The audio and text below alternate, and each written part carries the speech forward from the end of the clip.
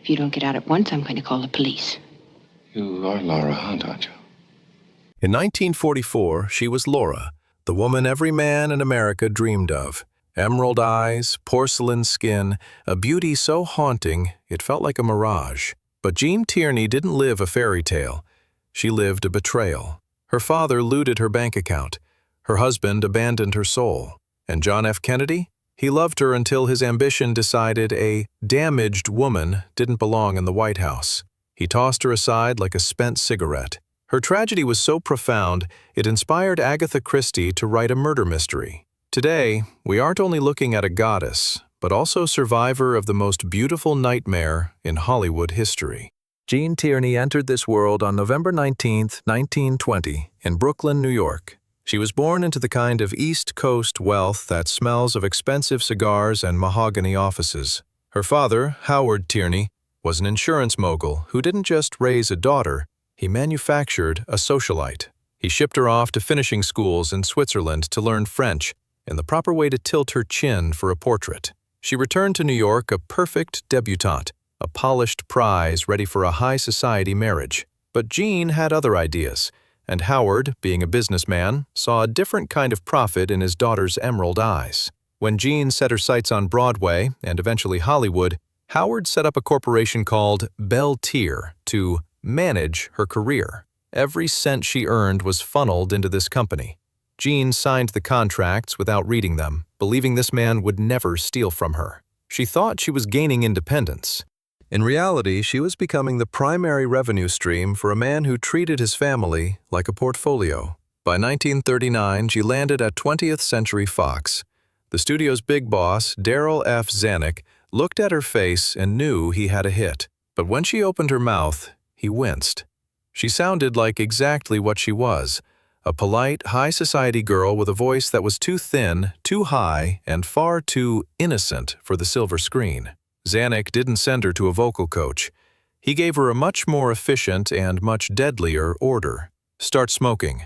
He wanted that husky sound, the voice of a woman who had seen too much and slept too little. Gene, ever the dutiful student, obeyed. She began burning through 2 packs of Chesterfields a day, forcing her throat to adapt to the smoke until her voice dropped into that smoky, sultry register that would define her career. She thought she was perfecting her craft. She didn't realize she was paying for her stardom with her breath, 1 cigarette at a time, just to satisfy a man's idea of what a seductive woman should sound like. The exploitation had begun, and the people she trusted most were the ones holding the matches. By 1941, Gene Tierney was 21, the most beautiful woman on the planet, and she was owned, lock, stock, and barrel, by Howard Tierney. She wanted to breathe.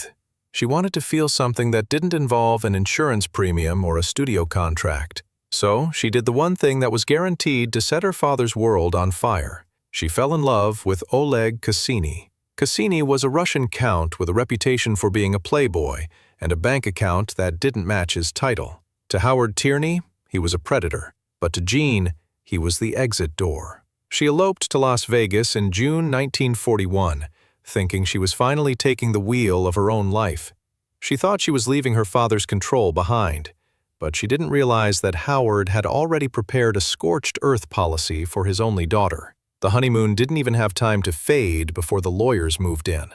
When Gene tried to access the fortune she had earned from years of Broadway runs and back-to-back films at Fox, she found nothing but dust. Howard hadn't just been managing her money through the Belle Tier Corporation. He had been looting it to pay off his own failing business debts. He had treated his daughter like a personal ATM. The betrayal was total. The top star at 20th Century Fox, and she can't even pay your rent because of her own father. Gene did the unthinkable for 1942. She sued him.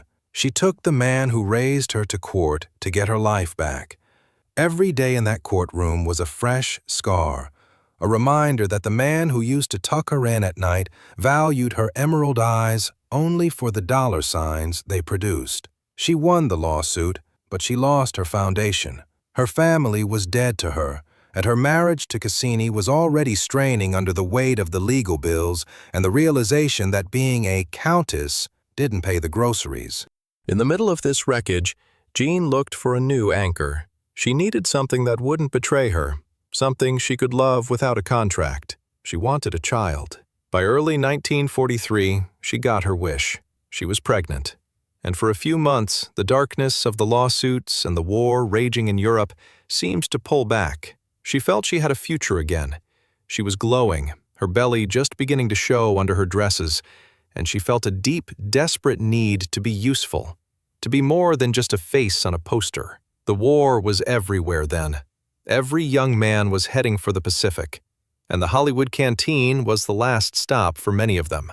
Despite being pregnant, despite the warnings to rest, Gene felt it was her duty to go. She was the American dream, and those boys were going to die for it. She showed up at the canteen in 1943, radiant and kind, shaking every hand, listening to every stuttered word from nervous sailors and soldiers. She was a goddess, reaching down to touch the mortals. She felt she was doing something noble. She didn't know she was shaking hands with a ghost. A few days later, a fever hit her like a freight train. Then came the rash. It was German measles, rubella. Today, it's a blip on a medical chart. In 1943, for a woman in her first trimester, it was a silent assassin. The fever passed, the rash faded, and Gene went back to work, thinking the danger was over. On October 15, 1943, Daria was born. She was tiny, weighing only 3 pounds, but she was alive. Gene held her and thought she had finally found her sanctuary, but the celebration didn't last. As the weeks turned into months, the house stayed too quiet. Daria didn't startle at loud noises. She didn't follow the light. She didn't reach for her mother's finger. The verdict arrived from the doctors like a volley of gunfire. Daria was death. She was partially blind. She was severely mentally disabled. Her mind would never grow beyond that of an infant. Gene stood in that nursery, surrounded by the finest lace and the best doctors, and realized the ultimate cruelty. The one act of pure, unselfish kindness she had ever performed, going to that canteen to cheer up the troops, was the very thing that had destroyed her child. The pressure began to build behind her eyes. She had to go back to the studio. She had to put on the mask of Laura and smoke the cigarettes that Zanuck demanded, while her marriage to Cassini dissolved into a cold, resentful silence. She was 23 years old, the most envied woman in Hollywood, and she was carrying a grief so heavy it was starting to crack the porcelain. She was famous, she was rich, and she was utterly, hopelessly broken. By 1944, the face of Gene Tierney was an obsession. Every soldier foxhole from Paris to Iwo Jima had a pin-up of her, and every man back home was walking into cinemas to see the film that would define her forever. Laura. In Laura, she plays a woman who is murdered before the movie even begins, existing only as a hauntingly beautiful portrait on a wall. When she eventually appears, she is like a dream walking. The world saw a woman of mystery, a goddess wrapped in silk and shadows, with emerald eyes that seemed to look right through the lens and into your soul. Men were ready to kill just to possess a woman like that. But if you look closely at those eyes in 1944, you aren't seeing acting. You are seeing a deep, unbridgeable exhaustion. While the cameras were rolling, Otto Preminger was demanding perfection, and Gene was delivering it. But the moment the lights went down, she wasn't a star. She was a woman in a quiet house, standing over a cradle, staring at a daughter who lived in a permanent, dark silence. She was working 6 days a week, sometimes 18 hours a day, just to pay for the army of nurses and specialists Daria required. Every paycheck was a lifeline for her child. The sadness that critics praised in her performance wasn't a creative choice. It was the reality of a mother who went home every night to a baby who would never hear her sing a lullaby. The momentum of her success was unstoppable. In 1945, she delivered what many believe is the most terrifyingly beautiful performance in the history of cinema. Leave Her to Heaven. She played Ellen Barrett, a woman whose love was so possessive, so toxic, that she was willing to commit murder to keep it. In the famous scene where she sits in a rowboat, wearing those dark sunglasses, watched as her young brother-in-law drowned, she didn't blink. She was cold. She was radiant. She was lethal. The Academy handed her an Oscar nomination, and the world was shocked by how convincingly she played a woman filled with such silent, burning rage. But they didn't know Gene's secret. She didn't have to search far for that anger. She took all the resentment she felt toward her father for stealing her money, all the fury she felt toward a fate that had robbed her daughter of a life, and she poured it into Ellen Barrett. She wasn't playing a villain. She was venting the poison that was starting to fill her own heart. She was a woman at her professional zenith, the most envied woman in Hollywood, standing on a foundation of shifting sand. Then came the afternoon that brought the whole house down. It was a social gathering, a typical Hollywood affair around a tennis court. The sun was out, the champagne was flowing, and Gene was playing the part of the gracious star. A woman, a former member of the Women's Army Corps, approached her with a wide, adoring smile. She was a big fan, beaming with pride at the chance to speak to her idol. "Miss Tierney," the woman said, "I have to tell you a story. Back in 1943, when I was in the service, I was stationed near the Hollywood canteen. There was an outbreak of German measles. The base was under strict quarantine, but I heard you were going to be there that night. You were my favorite star. I couldn't miss it." The woman leaned in, her voice filled with a sickening kind of proud. "I broke quarantine. I crawled through a window, hitched a ride, and made it to the canteen just to get your autograph. I even got to shake your hand and talk to you for a minute. It was the highlight of my life." The world around Gene Tierney froze. The clink of glasses, the sound of the tennis balls, the laughter of the crowd, it all vanished. She looked at this woman, this smiling, well-meaning fan, and saw the assassin who had murdered her daughter's future. In that one split second, the mystery of Daria's disability was solved. It wasn't an act of God. It wasn't random tragedy. It was a fan's devotion. It was a handshake from a girl who loved her so much she was willing to risk Gene's life and her baby's life just to be near her. Gene didn't scream. She didn't slap the woman. She was a Tierney. She was raised to be a lady. She simply stood there, the porcelain mask finally cracking for real. She turned away without a word and walked off that court. That was the moment the light went out. She realized then that her fame was a poison. Every autograph she signed, every hand she shook, every smile she gave to the public was a gamble she had already lost. The adoration she had worked so hard to achieve had cost her the one thing that mattered. She went back to her mansion, back to the Laura portrait, and felt the first true tremors of the mental breakdown that would eventually swallow her whole. By 1946, the glamorous life Gene Tierney had fought her father for was a pile of ash. Her marriage to Oleg Cassini was a Cold War. The tragedy of their daughter Daria had acted like a wedge, driving them into separate corners of the house. Oleg was a man of the world, a man who loved the bright lights of parties, and he had no stomach for the silent, eternal nursery of a disabled child. He spent his nights in the arms of other women, while Gene spent hers staring at the walls. They were legally married, but emotionally, they were strangers. Gene was 26 years old, a mother in mourning, a wife in name only, and she was starving for someone to tell her she was more than just a tragic headline. That was when she met the young Navy veteran with the famous name and the restless eyes. His name was John Fitzgerald Kennedy, though those close to him called him Jack. He was a war hero just starting his climb toward Congress, and when he walked onto the set of Dragonwyck, he brought a different kind of electricity with him. For the first time since Daria was born, Gene felt the frost around her heart start to melt. They began a romance that felt like a secret sanctuary. Jack was charming, intellectual, and carried a sense of purpose that made Hollywood feel like a playground for children. For a year, they were the most beautiful secret in America. Gene began to imagine a new life, a life where she would leave the pain of Cassini and the looting of her father behind to become the wife of a man who would lead the world. She was ready to give up everything for him. But Gene was playing a game she didn't know the rules to. The Kennedy family was a political machine.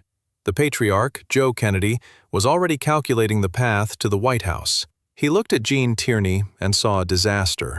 She was a woman who was currently separating from her husband, a divorcee, in an era when the Catholic vote was the foundation of the Kennedy future. He saw a woman with a disabled child, a complication that didn't fit the image of a perfect, vigorous American dynasty. To the Kennedys, Gene was a liability wrapped in a beautiful face, and the end came with the cold, lethal efficiency of a business transaction.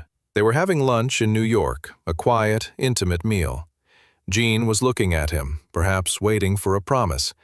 Instead, John Kennedy looked at her with the cool, blue eyes of a man who had already chosen his destiny. "I can't marry you, Gene," he said. He gave her the truth of a man consumed by ambition. "It would ruin my political career." He chose the home fier over her heart.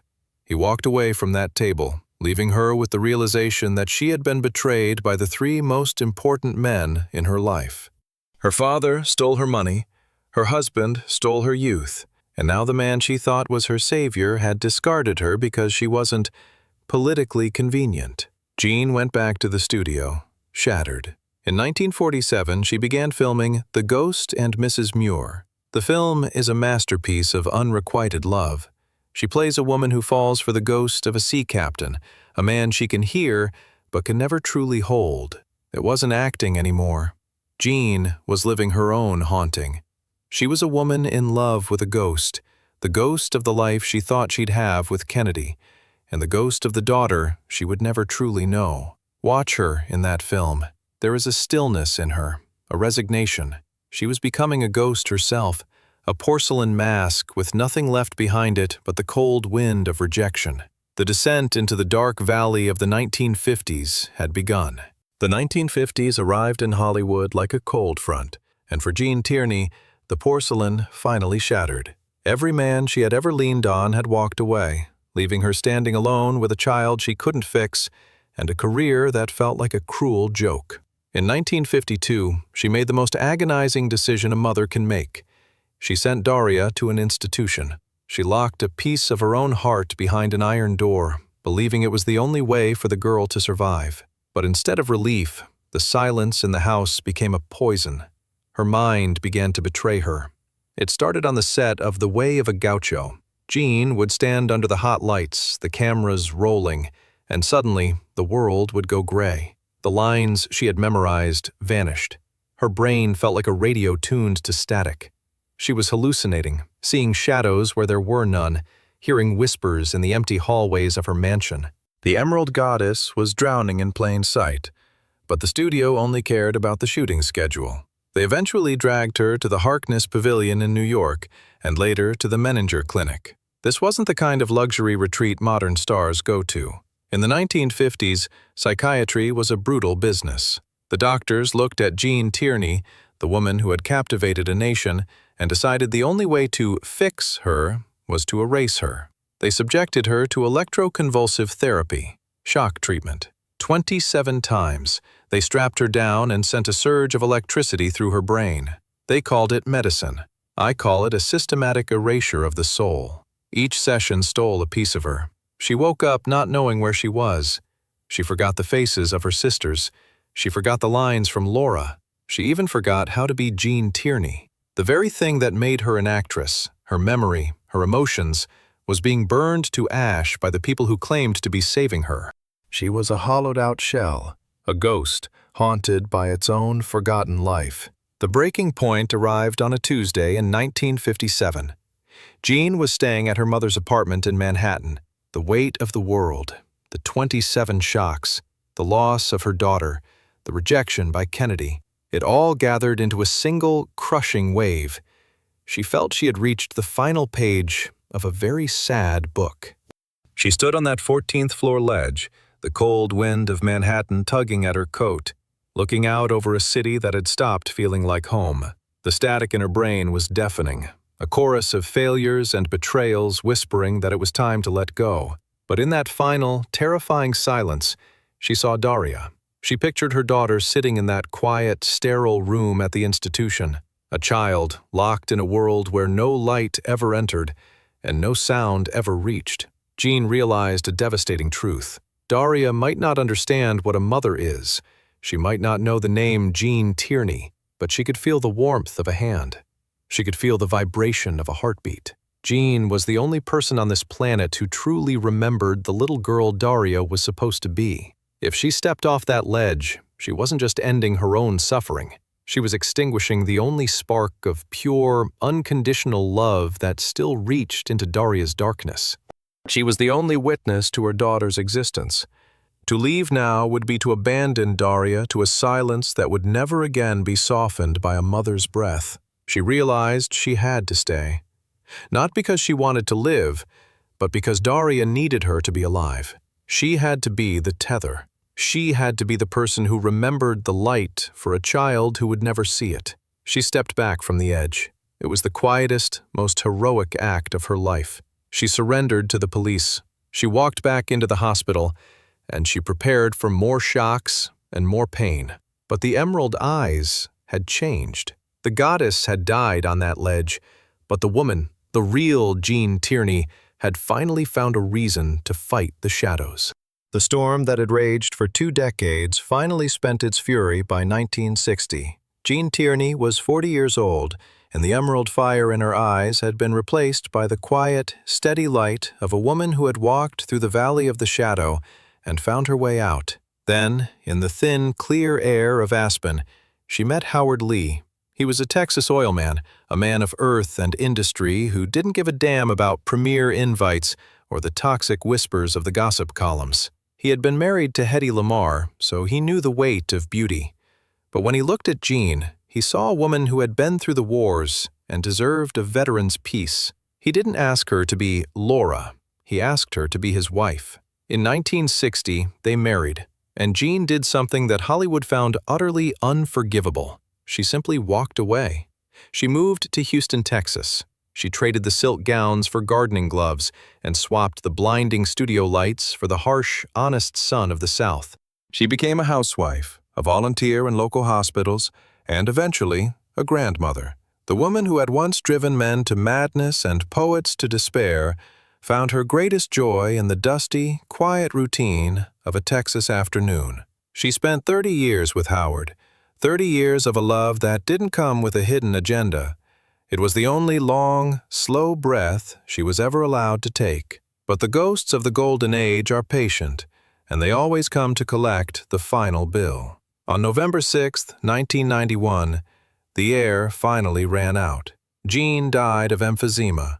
The lungs that failed her were the same lungs she had spent years poisoning with 2 packs of Chesterfields a day, all because a studio boss back in 1939 told a 20-year-old girl her voice wasn't sultry enough. Hollywood didn't just break her heart.